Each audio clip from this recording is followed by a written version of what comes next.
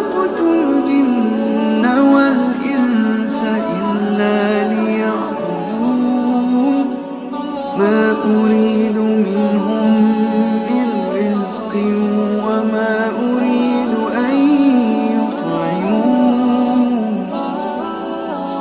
إن الله هو الرزاق ذو القوة المتين.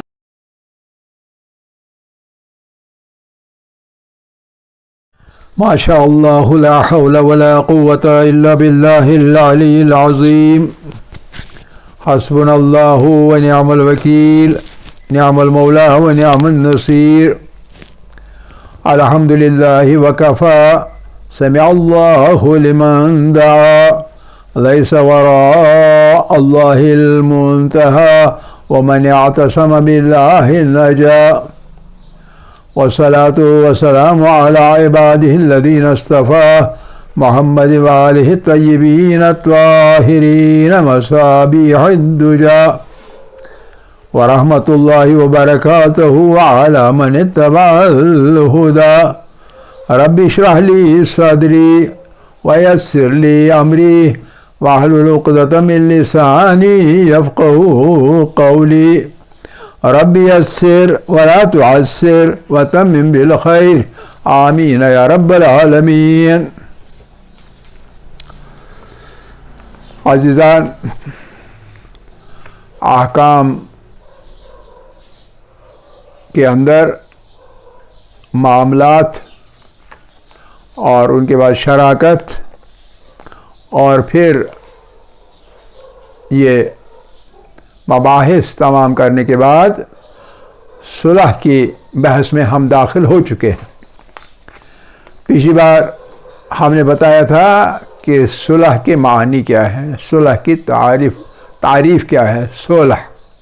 صلح کی تعریف کیا ہے؟ صلح کی تعریف یہ ہے کہ اگر دو شخص ہوں تو ایک دوسرے کو اپنی طرف سے کچھ مال کچھ منفیات بخش دے اور اس کے بدلے میں اس سے چاہے کہ وہ اپنے مال میں سے اپنی منفیات میں سے وہ مقابلے میں اس کے بدلے میں دے دے، تو اس چیز کو دونوں جب راضی ہوں تو صلح کہا جاتا ہے. صلح کی تعریف میں ہم نے 5 مدات کے تحت بتایا تھا کہ کس کس چیز کو صلح کہیں گے. پھر احکام جو صلح کے ہیں اس میں سے 2 حکم ہم نے پڑھ لیے تھے کہ احکام صلح میں صیغہ کا عربی میں پڑھنا لازم نہیں ہے، اور یہ کہ صلح تب صحیح ہوگا جب جس سے صلح کی جائے وہ قبول کرے.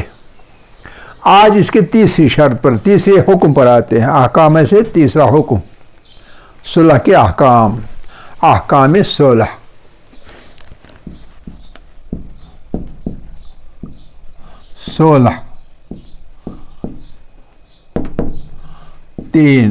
نمبر 3 1 اور 2 پڑھ چکے. نمبر 3 تیسرا حکم یہ ہے کہ صلح کے ذریعے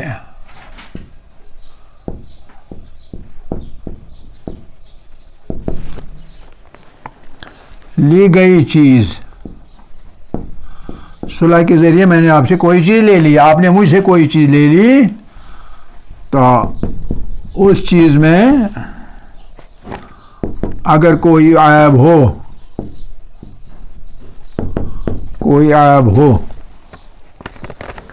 جیسے خیار عیب تھا معاملات کے اندر، اسی طرح یہاں بھی کوئی عیب ہو تو صلح توڑا جا سکتا ہے.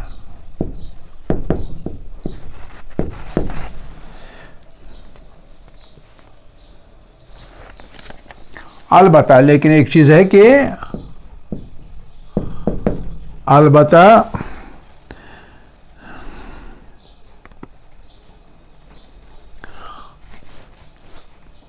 ایک ایک کی چیز سالم ہوگی اور دوسرے کی عیبدار ہوگی. ایک کی سالم چیز ہے، دوسرے کی عیبدار ہے.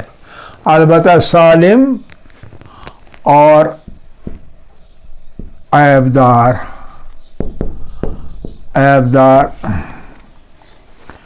چیز کی قیمتوں میں جو فرق ہے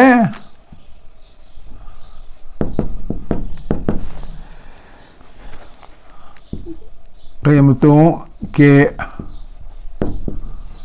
فرق کو نہیں لیا جا سکتا.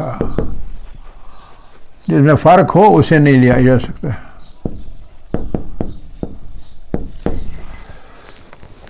صلح ٹوٹ جائے گی، اپنی اپنی چیز واپس ہوگی. ہم کہیں گے قیمت میں جو فرق ہے تو وہ لے کے صلح برقرار رکھیں گے، ایسا نہیں ہو سکتا. عیبدار چیز کی قیمت کم ہوگی اور سالم چیز کی قیمت زیادہ ہوگی، تو اس میں جو فرق ہوگا تو وہ فرق کا تبادلہ کریں گے. عیبدار جس نے چیز لے لی میری، تو اس کو میں اس عیب کے بدلے میں جو قیمت میں فرق ہے تو وہ دے دوں. ایسا ممکن نہیں ہے، ایسا نہیں ہو سکتا. سرے سے ہی صلح ٹوٹ جائے گی اور ٹوٹنے کے ساتھ ساتھ چیزیں واپس اپنے اپنے مالک کو ملیں گی. یہ نمبر 3. اور پھر نمبر 4،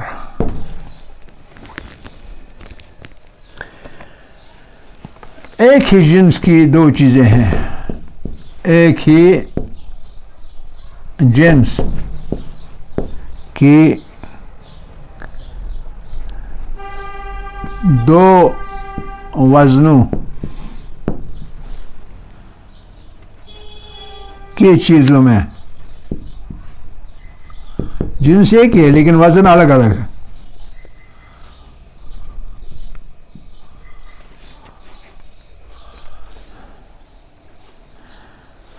میں اگر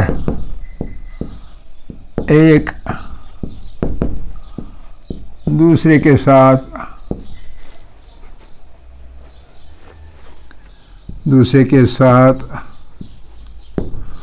صلح کرنا چاہیے بدلنا چاہیے. صلح کرنا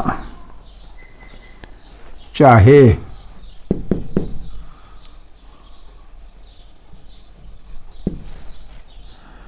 تو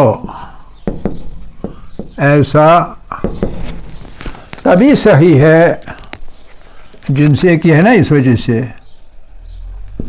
تبھی صحیح ہے جب ایک کا وزن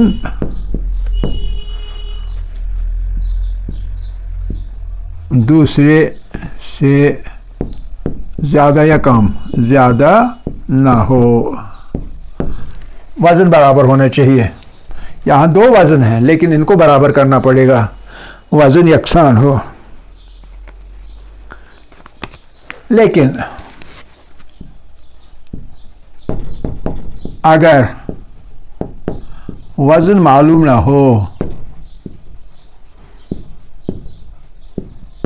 اکثر یہ ہوتا ہے کہ وزن معلوم نہیں ہوتا،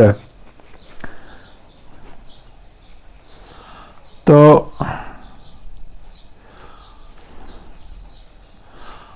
اگرچہ احتمال ہے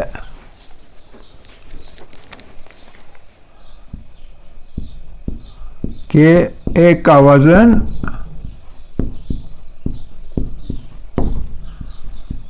دوسرے سے زیادہ یا کم، دوسرے سے زیادہ ہے، تو صلح صحیح ہے. خالی احتمال ہے، یعنی اندازہ ہے، ایک خیال ہے، احتمال ہے، حقیقت نہیں ہے.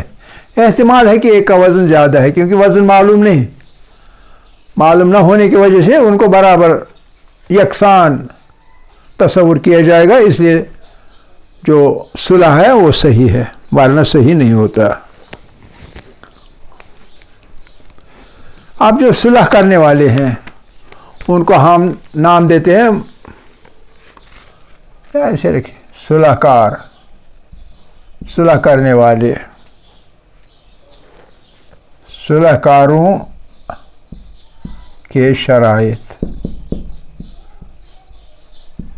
اب تک کے 4 احکام تھے، اب شرائط ہے۔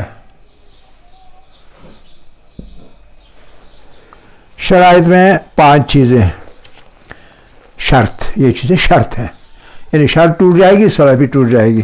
احکام میں رد و بدل ہو سکتا ہے لیکن شرائط میں رد و بدل نہیں ہو سکتا۔ تو دونوں کے بارے میں نمبر ایک یہ ہے کہ بلوغ شرط ہے، یعنی صلح کار جو ہیں وہ بالغ ہونے چاہیے، نابالغ کی صلح درست نہیں ہے۔ یہ تقریباً ہر جگہ آپ نے یہی دیکھا، بالغ ہونا چاہیے، بلوغ پہلی شرط ہے۔ ازدواج میں بھی بلوغ پہلی شرط ہے۔ اس طرح ہر عقیدوں میں عقود میں شرط ہوتی ہے بلوغ، یہاں بھی پہلی شرط یہ ہے کہ صلح کار جو ہیں دونوں کے دونوں بالغ ہونے چاہیے۔ اور اسی کے ساتھ دوسری چیز کہ عقل بھی شرط ہے، عقل۔ کم سمجھ یا بے عقل لوگ صلح نہیں کر سکتے، اگر کریں گے تو وہ درست نہیں ہے، وہ باطل ہے۔ عاقل ہونے چاہیے۔ اور تیسری چیز، یہ بھی ہر جگہ آپ نے دیکھ لی، تیسری چیز یہ ہے کہ رضا و رغبت ہو، رضا و رغبت، رضا و رغبت خود، اپنی رضایت سے، کسی اور کے کہنے سے نہیں، اپنی رضا سے، اپنی رغبت سے، بغیر جبر کے، بغیر کسی کے کہنے کے۔ صلح کار صلح بجا لائیں تب درست ہے، ورنہ نہیں۔ رضا و رغبت اپنی ہونی چاہیے صلح کار کی۔ اور چوتھی چیز، یہ بھی کئی عقود میں آپ نے پڑھ لی، چوتھی چیز، اور وہ یہ کہ ارادہ واقعی ہونی چاہیے، ارادہ واقعی ہونا چاہیے، واقعی سچ میں، حقیقت میں ارادہ ہونا چاہیے، ارادہ واقعی، واقعی یعنی حقیقت، حقیقت میں ارادہ ہونا چاہیے، کسی کے کہنے سے نہیں، اپنا ارادہ، اپنا ارادہ۔ یا یہ کہ ارادہ ثابت ہوگا اس کا نہیں ہے کہ مزاق کر رہا تھا، ایسے ہی کہہ رہا تھا، کبھی کہتے میں ایسے ہی کہہ رہا تھا، میں آپ سے مزاق کر رہا تھا، میں حقیقت میں نہیں بتا رہا تھا، مذاقاً بات نہ کی ہو، ارادہ واقعی ہو، سچ میں ارادہ ہو۔ اور پانچویں چیز، اور یہ بہت ضروری ہے پانچویں چیز، اور وہ یہ ہے کہ ممنوع التصرف نہ ہو، ممنوع التصرف۔ ایک صلح کار کا جو مال ہوگا وہ ممنوع التصرف نہ ہو۔ ممنوع تصرف کیا ہوتا ہے؟ ممنوع تصرف یہ ہوتا ہے کہ اسے منع کیا گیا ہے کہ اپنے مال میں وہ کسی طرح کا رد و بدل کرے، اسے تصرف میں لائے، خرچے میں لائے، وہ اس کو ہاتھ نہیں لگا سکتا ہے۔ ممنوع تصرف اسی کو کہتے ہیں۔ یہ کب ہوتا ہے؟ یہ تب ہوتا ہے جب کسی حاکم شرع کے پاس ثابت ہو جائے کہ یہ مالدار شخص جس کا مال ہے، مالک فضول خرچ کرتا ہے، مالک کم عقل ہے، مالک میں کوئی ایسی بات ہے کہ بے جا تصرف کرتا ہے، جہاں اسراف مثلاً کرتا ہے، جہاں خرچ نہیں کرتا ہے وہاں یہ خرچ کرتا ہے، گناہ گار بھی ہوتا ہے اور اس کا مال بھی ختم ہوگا، اس کو پتہ بھی نہیں چلے گا، اور آخر پر فقیری اور مسکینی کی زندگی گزارنے پر مجبور ہو جائے گا۔ لہذا ایسی صورت میں حاکم شرع جو ہے، حاکم شرع ہوتا ہے ولی، جیسے باپ ولی ہوتا ہے، بڑا بھائی ولی ہوتا ہے، کوئی ولی ہوتا ہے، امام اور نائب امام، یہ لوگ ایسے شخص کے ولی ہوتے، جیسے یتیموں کا ولی ہے امام یا نائب امام مجتہد، اور اس طرح یتیموں کی طرح یہ جو صفی ہے، صفی کم عقل ہے، اس شخص کا یا اس کی عادتیں ایسی ہیں، بس خرچ کرتا رہتا ہے فضول میں، یا برے کاموں میں خرچ کرتا ہے، عادات اس کے خراب ہیں، تو روک لگاتے ہیں اس کو، اپنا ولی حاکم شرع روک لگاتا ہے، آپ اس چیز کو اپنے مال کو خرچ نہیں کر سکتے ہیں، اس کے بجائے آپ پر ہی خرچ ہوگا، لیکن حاکم شرع کی طرف سے ایک ایڈمنسٹریٹر مثلا مقرر ہوگا جو آپ کے مال کو مینیج کرے گا۔ یہ ایک وضاحت کے طور پر بیان کر رہا ہوں۔ اصل چیز یہ ہے کہ وہ شخص ممنوع تصرف ہے، یعنی وہ ممنوع ہے اس کے لیے، وہ اس کو منع کی گیا ہے، مناہی ہے اس کے لیے کہ وہ اپنا مال خرچ نہیں کر سکتا ہے، اپنے مال کو ادھر ادھر نہیں کر سکتا ہے، تو ایسا شخص ممنوع تصرف نہ ہو۔ ممنوع تصرف نہ ہونا شرط ہے، ممنوع تصرف نہ ہو۔ کون ممنوع تصرف نہ ہو؟ صلح کار، صلح کار ممنوع تصرف نہ ہو، یہ ایک اور شرط ہے اس چیز کی، سمجھ رہے نا؟ اس کے ساتھ ہمارے صلح کے سبھی مباحث تمام ہوتے ہیں، اور اب ہم آتے ہیں ایک عام طور پر جو استعمال ہونے والا عقد ہے، اور وہ ہے کرایہ۔ کرایہ دار کبھی رکھتے ہیں مکان پہ، یا کہ کمرہ کسی کو کرایہ پر دیتے، یا کوئی گاڑی کرایہ پر دیتے، یا ریڈی ہے میری تو میں کرایہ پر دیتا ہوں، 1 گھنٹے کے لیے اتنا پیسہ دیا کرو جی، یا میرا ایک گھوڑا ہے، میرا ایک خچر ہے، میرا ایک جانور ہے، اس کو میں کرایہ پر دیتا ہوں۔ اپنی چیز کو کرایہ پر دینا تو اسے اجارہ کہتے ہیں، اجارہ۔ تو لہذا ہماری اگلی بحث ہے اجارہ کی۔ اجارہ کا مطلب ہوتا ہے کرایہ، کرایہ پر لینا یا دینا، لینا بٹا دینا۔ ایک کرایہ پر دیتا ہے، دوسرا کرایہ پر لیتا ہے۔ کرایہ مشخص ہے، اور خرچ کرنے کے بعد، استعمال کرنے کے بعد کرایہ ادا کیا جاتا ہے، اسے اجارہ کہتے ہیں۔ اس کے بھی شرائط ہیں، اجارہ کے بھی شرائط ہیں، شرائط اجارہ، شرائط۔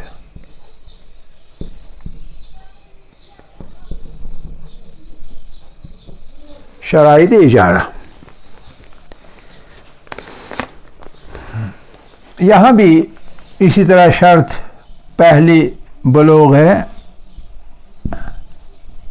نابالغ کرائے پر نہ دے سکتا ہے نہ لے سکتا ہے۔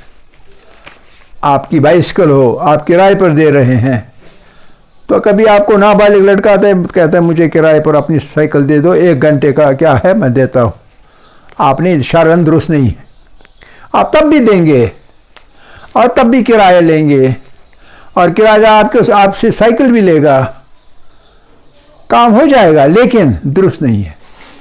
یعنی اگر اس میں کچھ گڑبڑ ہو گئی، اس نے سائیکل توڑ دی مثال کے طور پر، تو آپ اس کا مطالبہ نہیں کر سکتے، یا اس نے سائیکل آپ کی دکان پر چھوڑ دی استعمال کرنے کے بعد، خود بھاگ گیا، آپ کرائے کا مطالبہ اس کے باپ سے نہیں کر سکتے، کیونکہ نابالغ کے ساتھ اجارہ کا جو کام ہے وہ نہیں ہو سکتا۔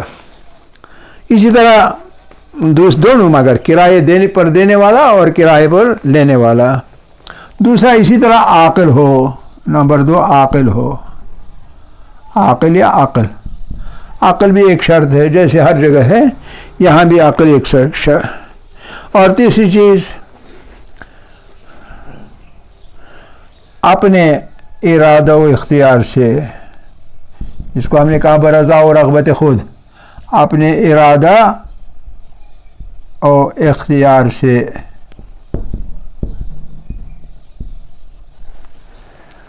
معاملہ انجام پائے۔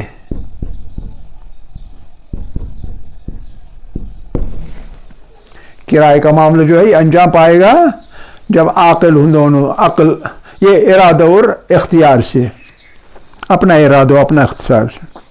اور نمبر 4 جیسے ممنوع تصرف نہ ہو، یہاں بھی یہی ہے کہ اپنے مال میں حق تصرف رکھ رہے ہو۔ 4 اپنے مال میں حق تصرف ہو، آپ کو حق ہو تصرف کرنے کا، حق تصرف ہو۔ یعنی ممنوع تصرف نہ ہو، حق تصرف ہو، اپنے مال میں حق تصرف ہو۔ 5 عربی میں صیغہ پڑھنا ضروری نہیں۔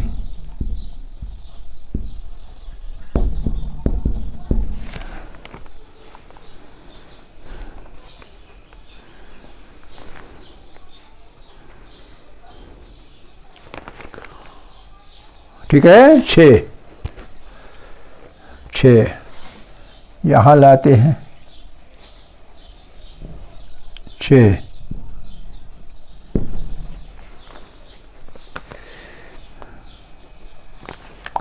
کرایہ پر دینے والا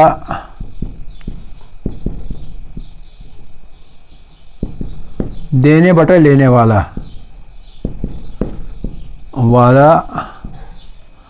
مال معلوم ہو،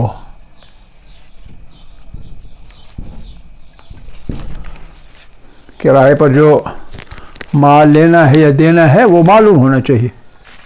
مثال کے طور پر مجھے ایک کمرہ چاہیے، کرایہ پر لینا ہے مجھے۔ آپ کی ایک بلڈنگ ہے، اس میں 100 کمرے ہیں یا 10 کمرے ہیں یا 5 کمرے ہیں، بہت سارے کمرے۔ میں آپ سے کہتا ہوں اس مکان میں سے، آپ کی اس بلڈنگ میں سے مجھے ایک کمرے کی ضرورت ہے کرائے پر لینے کی، تو آپ مجھے کرائے پر ایک کمرہ دے دیں۔ تو آپ کہتے ہیں اچھا چلیے جی 600 روپے کرایہ ہے، چلے دیجئے ایڈوانس میں کچھ، میں ایڈوانس میں دیتا ہوں۔ آپ نے نہ بتایا کون سا والا کمرہ، روم نمبر 1 2 3 4 5، پہلی منزل پر، دوسری منزل پر، چوتھی منزل پر، یعنی مشخص نہیں ہے، معین نہیں ہے کمرہ۔ مال کا وہ حصہ یا مال مشخص نہیں، معلوم نہیں، دیکھا بالا نہیں ہے جس کو ہم نے کرائے پر دیا یا لیا، تو ایسا کرائے کا معاملہ بھی باطل ہے۔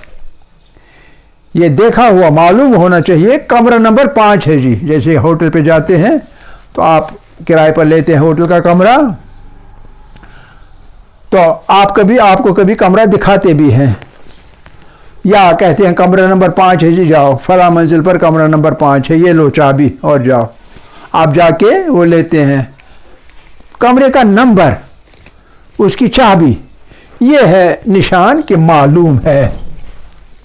اگر بغیر ایسے ہو تو کرائے کا عقد جو ہے وہ نادرست ہے، وہ صحیح نہیں ہے، معلوم ہونا چاہیے۔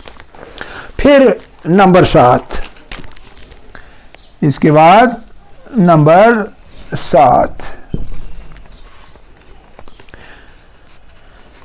7 ہے مزدور کو کرائے پر لینا، یعنی مزدوری پہ آدمی کو لینا، یہ بھی کرائے کا معاملہ ہے۔ مزدور اپنے نفس کو، اپنے بدن کو کرائے پر دے رہا ہے۔ مزدوری جب کرتے ہیں تو اصل میں کیا ہوتا ہے، مزدور اپنا بدن، اپنے ہاتھ پاؤں آپ کو کرائے پر دے رہا ہے، اور آپ اسے دن بھر کے 900 روپے، 1000، 500 جو بھی ہے کرائے یعنی مزدوری، اس کو ادا کرتے ہیں۔ تو یہ بھی ایک طرح سے اجارہ کا عمل ہے۔ تو مزدور کسی سے شرط کرے، مثلا کسی سے مزدوری کے دوران کسی سے شرط کرے کہ صرف اسی کا کام کرے گا،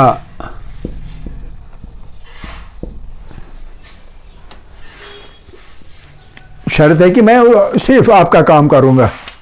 آپ کے گھر میں آپ کا باپ بھی ہے، وہ مجھ سے کہے گا کام کرنے کے لیے، وہ نہیں چلے گا، شرط ہے صرف اسی کا کام کرے گا، تو اسے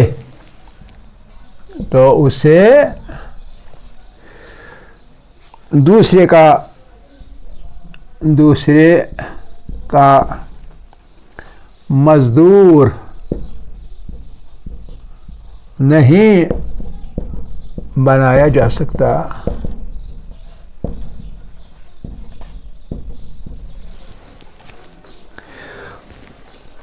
جس کا وہ مزدور ہے بس اسی کا کام کرنا ہوگا، کسی اور کا کام نہیں کر سکتا۔